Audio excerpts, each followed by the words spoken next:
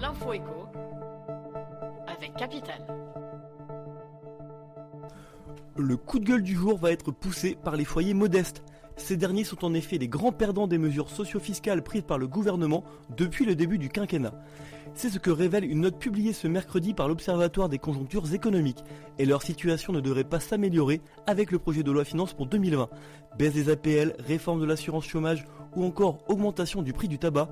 Plus de la moitié des ménages appartenant aux 40% les plus modestes devraient y perdre selon l'Institut.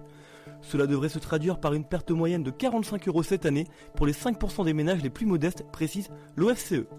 Rendez-vous sur capital.fr pour découvrir si votre pouvoir d'achat progressera ou reculera cette année. L'info pratique Capital. Transmettre équitablement son patrimoine immobilier relève souvent du casse-tête. Les passions familiales se déchaînent entre héritiers et certains veulent vendre le bien ou d'autres le conserver.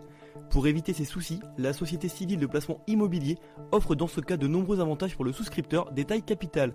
Ce dispositif permet de transférer à tout moment son patrimoine à ses héritiers. Ces derniers peuvent ainsi profiter des abattements de droit commun prévus pour les donations, mais également avec la technique du démembrement viager. Fini aussi les problèmes liés à la succession, notamment le souci de l'indivision. De quoi envisager plus sereinement sa succession. Le chiffre du jour 20, c'est le nombre de métiers non cadres qui connaîtront une hausse de salaire intéressante cette année. Bonne nouvelle si vous travaillez dans la comptabilité, le marketing ou encore la construction dans la région parisienne. Votre rémunération devrait augmenter en 2020 selon une étude du cabinet de recrutement Walters People.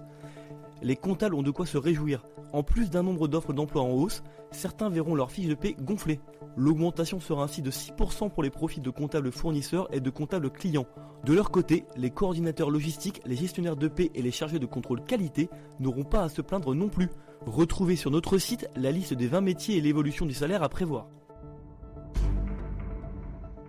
Et on termine avec cette mauvaise nouvelle pour Samuel Umtiti. Champion du monde avec l'équipe de France de football en 2018, il a rendez-vous avec la justice espagnole jeudi.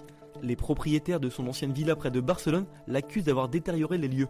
Il lui réclame ainsi la coquette somme de 183 000 € en dommages et intérêts. La nature des dégradations n'est pas précisée et le principal intéressé ne s'est pas exprimé à ce sujet. Petit problème pour le défenseur du FC Barcelone. Son équipe joue jeudi à 21 h à Bilbao en Coupe d'Espagne et lui a rendez-vous à 11 h au tribunal. Il faudrait espérer que l'audience ne soit pas trop longue pour qu'il puisse être à temps à son match à près de 600 km de là. C'était l'info éco avec Capital.